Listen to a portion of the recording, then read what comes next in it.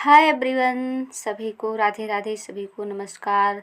कैसे हैं आप लोग? आई होप आप लोग बहुत ही अच्छे होंगे।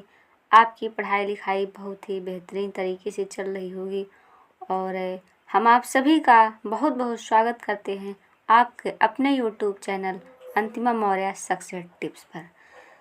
और हम आपके लिए लेकर आए हैं हिस्ट्री के, मध्यकालीन इतिहास के, मेडिवल हिस्ट्री के कुछ शानदार क्वेश्चन जो कि परीक्षा की दृष्टि से बहुत ही इम्पॉर्टेंट है और आने वाली परीक्षाओं के लिए भी इम्पॉर्टेंट होंगे।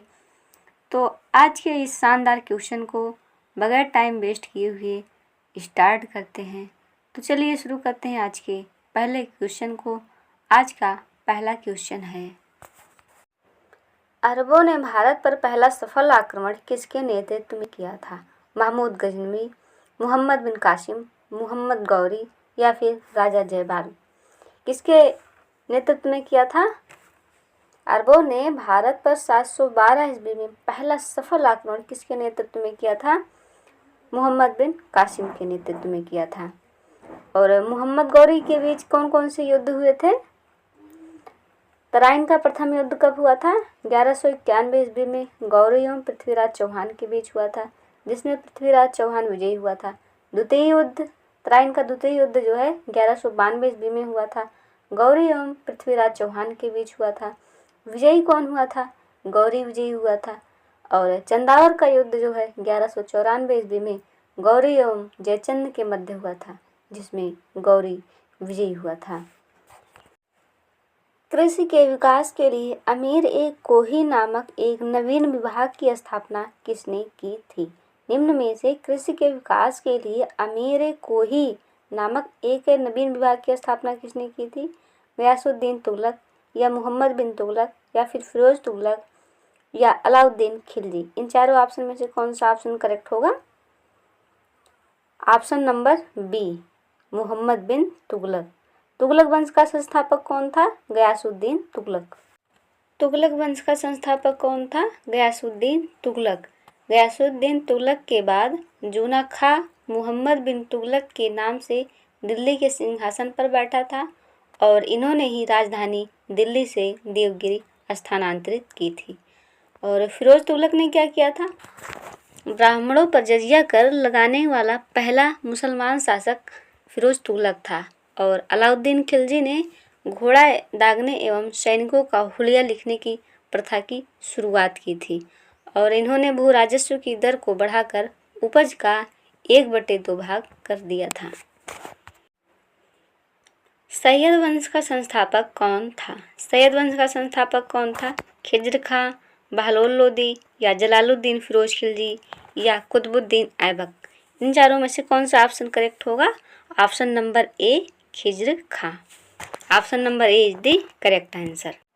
सैयद वंश का संस्थापक कौन था? खिज्र खां था। इन्होंने कब से कब तक शासन किया था? 1414 ईस्वी से लेकर 1451 ईस्वी तक शासन किया था। और खिलजी वंश का संस्थापक कौन था? जलालुद्दीन फिरोज खिलजी ने।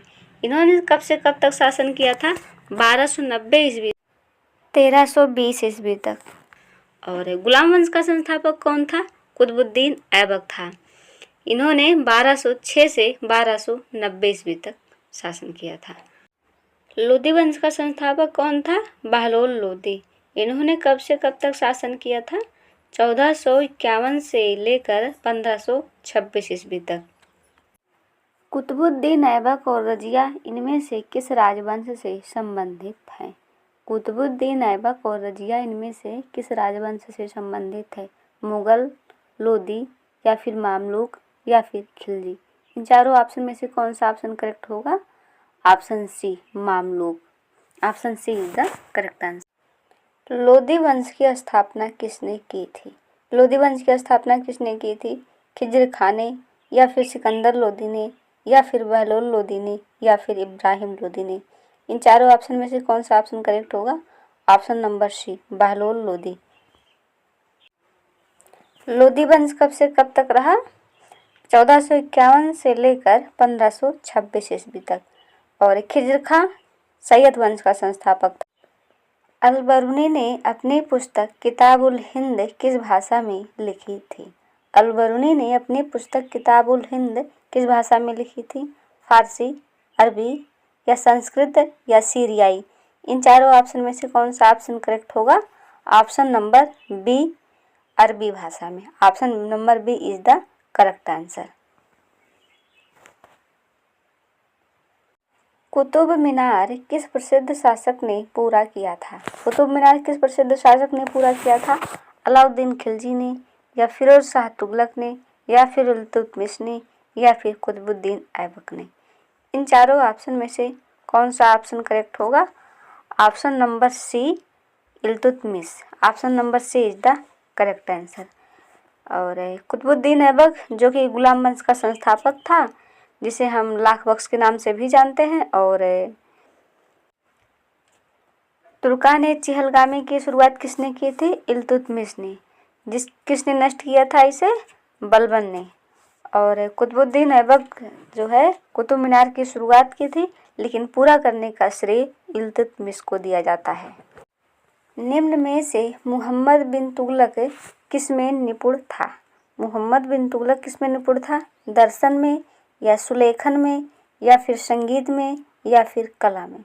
इन चारों ऑप्शन में से कौन सा ऑप्शन करेक्ट होगा? ऑप्शन नंबर ए, दर्शन में। दर्शन में ज़्यादा रुचि रखता था। Option number A is the correct answer. Palkheda का युद्ध कब हुआ था? पालखेड़ा का युद्ध कब हुआ था?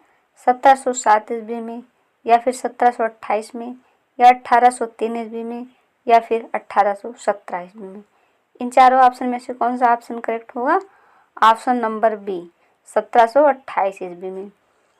किसके किसके मध्य हुआ था? बाजीराव प्रथम एवं निजामुल मुल्क के बीच हुआ था। और विजयी कौन हुआ था? बाजीराव विजयी हुआ था। और 1707 ईस्वी में कौन सा युद्ध हुआ था? खेड़ा का युद्ध हुआ था, जिसमें शाहू एवं ताराबाई के बीच हुआ था, और शाहू विजयी हुआ था। पालखेड़ा का युद्ध कब हुआ था? 1728 ईस्वी में। Option B is the correct answer.